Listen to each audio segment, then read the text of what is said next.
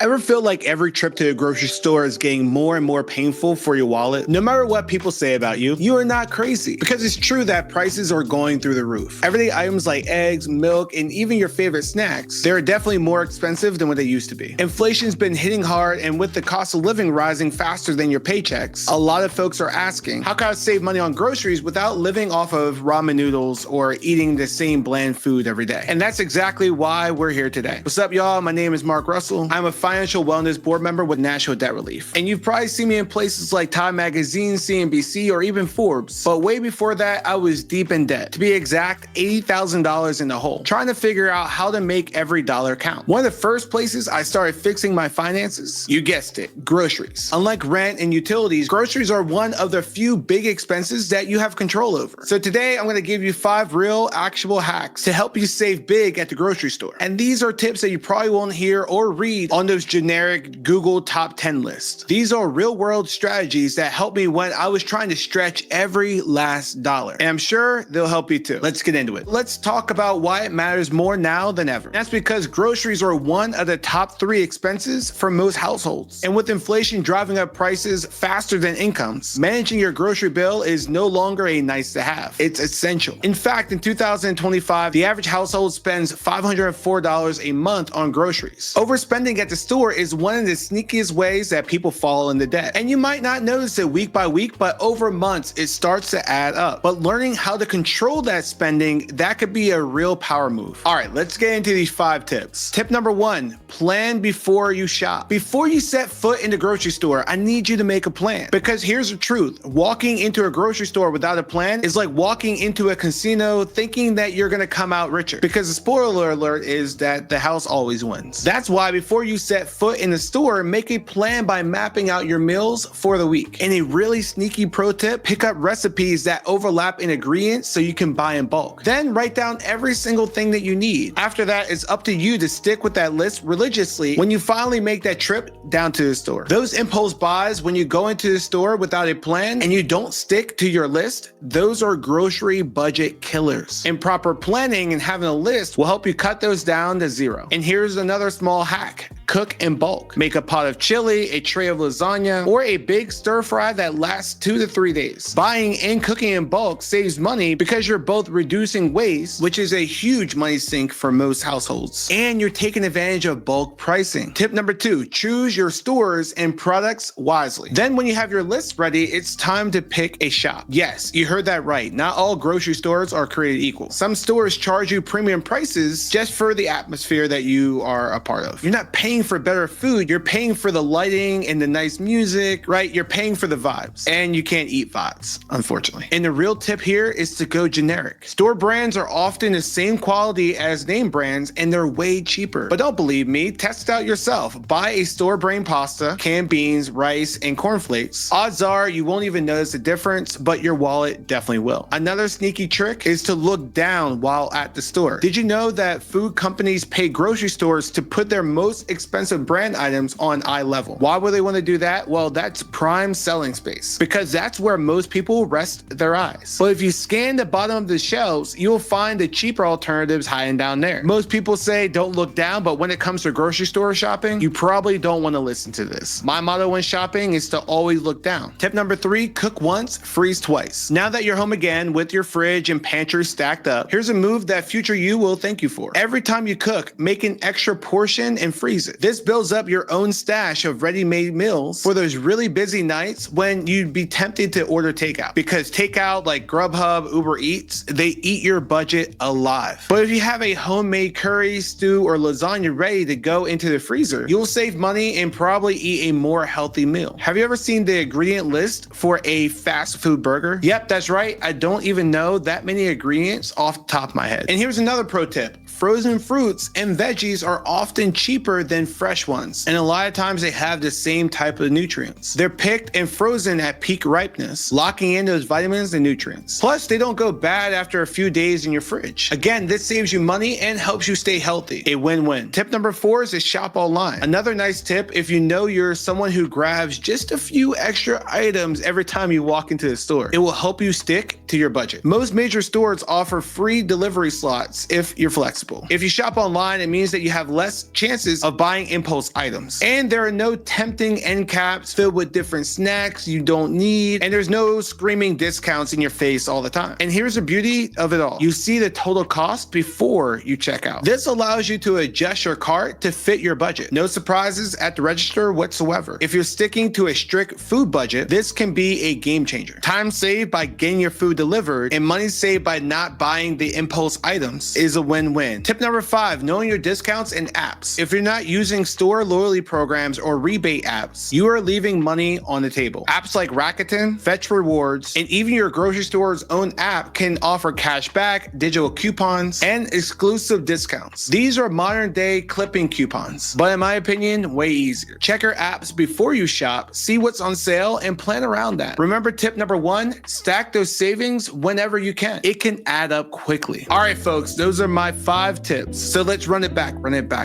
First, plan your meals. Make a list and cook in bulk. Second, choose store brands and look at the bottom shelf for cheaper options. Third, always cook extra and freeze the portions to avoid pricey takeout. Fourth, shop online to avoid impulse buys and keep your budget in check. And number 5, use reward apps and loyalty programs to maximize your savings. Remember, saving money on groceries isn't about being cheap, it's about being smart. Every dollar that you save on groceries is a dollar that you can put towards paying down debt, building an emergency fund, or investing in your future. And you don't need to overhaul your entire life all at once here. That's honestly not the point. Just start with 1 or 2 of these tips and build from there. Good luck, my friends. And remember, if you're currently struggling with debt or looking for a solution, debt relief companies like National Debt Relief, which specialize in debt relief programs, could help you in your journey of becoming debt-free. The solution to your debt problem might be closer than what you might think. For one, National Debt Relief have in-house debt experts who are there to support you every step of the way. If you have any questions or like a free, no obligation debt relief consultation call with them, visit their website at nationaldebtrelief.com. And if you happen to have any questions related to any other financial related topic, check out the other videos in the series on National Debt Relief's YouTube channel. It's our goal to make complex financial concepts that you hear every single day. We want to make them easy so you can transform your financial life. Thanks for watching, and we'll see you on the next video.